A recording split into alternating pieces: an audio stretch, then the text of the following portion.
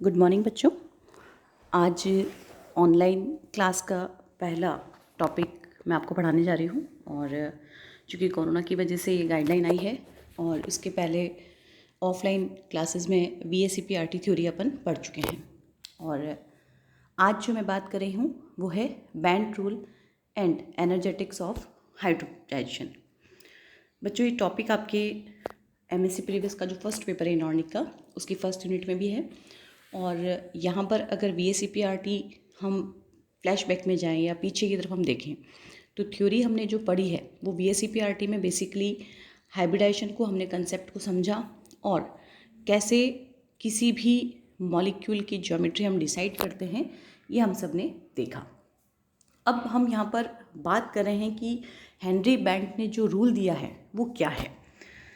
According to hybridization, atomic orbitals combine and redistribute their energies to form hybrid orbital. ये आप सबको पता है। These are identical with respect to energy, shape, etc. And the shape of hybrid orbitals depends upon contribution of s, p orbital and its affect the energy of hybridization. अब band rule यहाँ पे क्या कहता है? बहुत ही simple सा rule है, देखिए आप इसमें डेफिनेशन में। According to Bent, atomic s character tends to concentrate in orbitals that are directed toward electropositive group, and atomic p character tends to concentrate in orbitals that are directed towards electronegative group. Means यहाँ पर जितना s character होगा atomic orbitals का, तो हम जो electropositive group की तरफ मूव करते हुए यहाँ पर हमें दिखाई देगा। जबकि जितना इलेक्ट्रोनेगेटिव ग्रुप है या कोई मॉलिक्यूल है उसमें इलेक्ट्रोनेगेटिव एटम हमारे पास प्रेजेंट है, तो वहाँ टेंडेंसी रहेगी उसमें उतना ही p कैरेक्टर होने की। अब कुछ पॉइंट्स हैं जो हम यहाँ पे देखते हैं, समराइज किया हुआ है। s orbitals have low energy than p orbitals. तो s ऑर्बिटल की जो एनर्जी है कंपैरेटिवली p ऑर्बिटल से यहाँ पर कम होगी। More s character decrease the energy of bonding orbitals and hence they have shaped more like a s orbital. तो जितना ज़्यादा s कैरेक्टर होगा उतना ही यहाँ पर जो बॉन्डिंग ऑर्बिटल होगी उनकी एनर्जी डिक्रीज होगी और वो s ऑर्बिटल के बहुत ज़्यादा s शेप में आएंगे। इसके अपोजिट में more p character increases the energy of bonding orbitals and hence they have shaped more like p orbitals. तो ये तो बात हुई यहाँ पर कि s ऑर्बिटल की जो एनर्जी है वो p ऑर्बिटल से कम है और जितना ज़्यादा s कैरेक्टर होगा बॉन्डिंग ऑर्बिटल की एनर्जी उतनी ही यहाँ पर कम होती चली जाएगी और वो शेप जो अडॉप्ट करेंगे वो s ऑर्बिटल के अकॉर्डिंग होगा। जबकि p कैरेक्टर जितना ज़्यादा यहाँ पर इंक्रीज होगा उतना ही बॉन्डिंग एनर्जी जो होगी वो कम हो जाएगी ऑर्बिटल्स की और उतना ही p ऑर्बिटल के शेप के नियर वो जाएंगे। थर्ड पॉइंट पे हम आते हैं, s orbitals are closer to the nucleus. ये आप सबको पता है कि किसी भी एटम की हम बात करते हैं, मॉलिक्यूल्स में बात करते हैं, स्ट्रक्चर जब पढ़ते हो आप, तो न्यूक्लियस के सबसे ज़्यादा क्लोज में होता है s orbital. So it stabilize the lone pair. Lone pair जब प्रेजेंट होंगे तो उनको स्टेबलाइजेशन करने का काम ये s ऑर्बिटल करते हैं। Due to more s character, less repulsion and less hybridization energy and less bond angle. तो एक दूसरे से ये कंसेप्ट यहाँ पर कनेक्ट हो रहा है। जितना ज़्यादा s कैरेक्टर होगा, लेस रिपल्शन, लेस हाइब्रिडाइजेशन और बॉन्ड एंगल भी यहाँ पे कम होगा।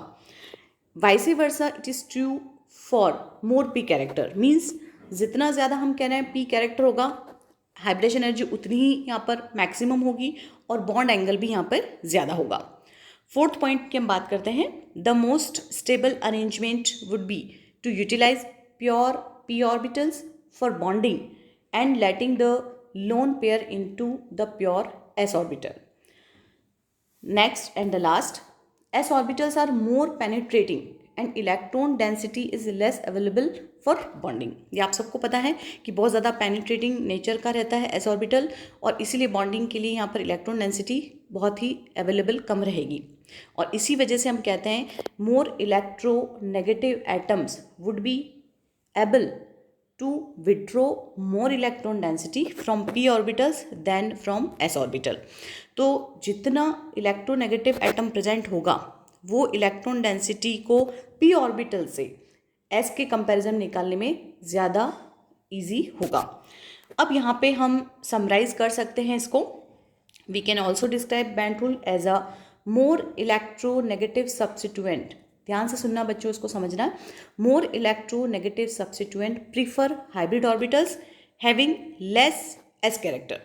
जितना ज़्यादा किसी मॉलिक्यूल में इलेक्ट्रोनेगेटिव सब्स्टिट्यूएंट प्रेजेंट है तो वो क्या प्रीफर करेगा, किस तरीके के हाइब्रिड ऑर्बिटल्स बनाने के लिए, जिसमें कि कम से कम एस कैरेक्टर हो, लेस एस कैरेक्टर वाला हो। जबकि मोर electro positive substituent prefer hybrid orbitals having more S character. जितना ज़्यादा इलेक्ट्रो पॉजिटिव सब्स्टिट्यूएंट रहेगा, मीन्स उसकी इलेक्ट्रोनेगेटिविटी कम होगी, वो प्रीफर करेगा उस तरीके के हाइब्रिड ऑर्बिटल्स बनाने के जिसमें बहुत ही ज़्यादा एस कैरेक्टर प्रेजेंट हो। तो ये पॉइंट्स के थ्रू बैंड रूल को समझाने की हमने कोशिश की है। अब जो हमने पॉइंट्स यहाँ पे डिस्क्राइब किए हैं, एक्सप्लेन किए हैं, उसको हम ये समझते हैं एग्जाम्पल के थ्रू। कुछ एग्जाम्पल्स मैं यहाँ पे ले रही हूँ। फर्स्ट जैसे मैंने यहाँ पे लिया है sp3 हाइब्रिडेशन का, और ये है PCl X and 5 F5 minus X। In sp3 hybridization 1s 3p and 1d orbitals form 5sp3 hybridization. ये आपको बिल्कुल कॉमन चीज़ है, और जहाँ पे हम देख सकते हैं कि एक ही सेम शेप की ये नहीं है। क्यों नहीं है? क्योंकि s भी यहाँ पर है, p भी शामिल है और d भी शामिल है। The first set is known as equatorial set of orbitals and it is formed from 1s, 1px and 1py orbitals, and the second set is known as exile set। एक तो equatorial set बन रहा है और एक बन रहा है exile, और ये बनेगा 1pz and 1d orbitals के थ्रू। एक्सपेरिमेंटली भी ये प्रूव किया गया है कि more electronegative substituent occupies the axial position. अब मोर इलेक्ट्रोनेगेटिव सब्स्टिट्यूएंट जो होगा वो एक्साइल पोजीशन यहाँ पर ऑक्यूपाई करेगा, और लेस एस कैरेक्टर होंगे उसके अंदर, जो हमने अभी यहाँ पे देखा था।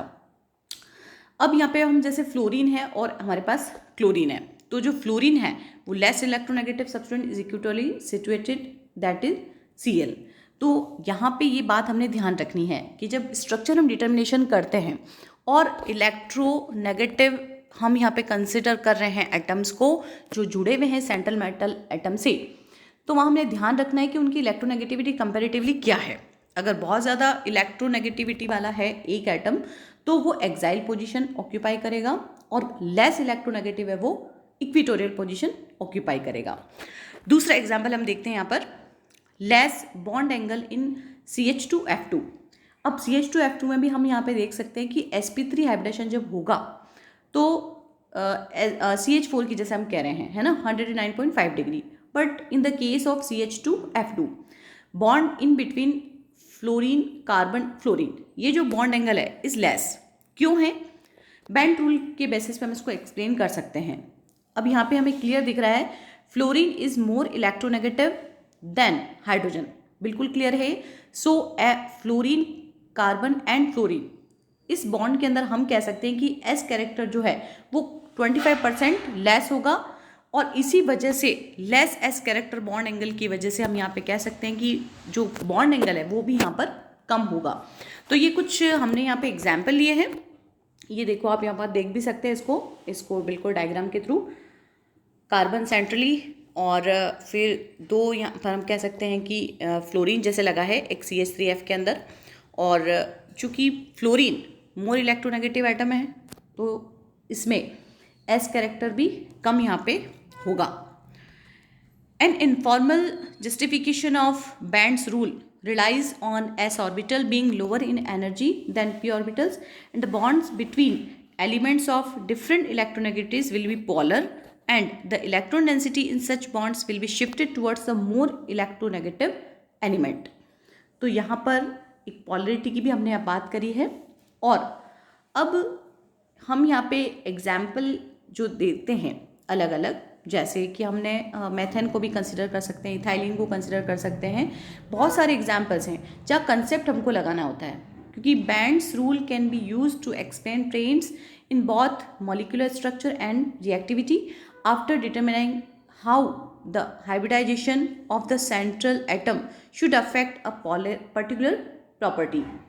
The electronegativity of substituents can be examined to see if Band's rule holds.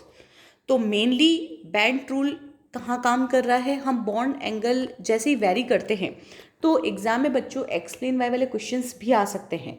सीधे क्वेश्चंस की बजाय मेनली एक्सप्लेन वाई क्वेश्चंस यहाँ पर बनते हैं. Knowing the angles between bond is a crucial component in determining a molecular structure. In VBT, covalent bonds are assumed to consist of two electrons lying in overlapping, usually hybridized atomic orbitals form bonding atom. तो ये बहुत common चीज़ें हैं जो हम सब ने पढ़ रखी हैं, लेकिन बैंड रूल अभी पीजी क्लास में यही एक्सप्लेन करता है कि किस तरीके से बॉन्ड एंगल वेरी करता है. जैसे एग्जाम्पल आपको दिख रहा होगा यहाँ पर, मैथेन हम एथाइलिन को हम ले रहे हैं और फाइनली एसिटिलीन, सब में बॉन्ड एंगल वेरी कर रहा है और उसको एस कैरेक्टर के रूप में भी हम यहाँ पे समझ सकते हैं. तो बच्चों आज जो बात की थी अपने ऑनलाइन क्लास अपना फर्स्ट आज ये देखा अपने, और ये था अपना बैंड रूल. कोई भी दिक्कत हो तो आप मुझे यहाँ पे पूछ सकते हो. थैंक यू बच्चों.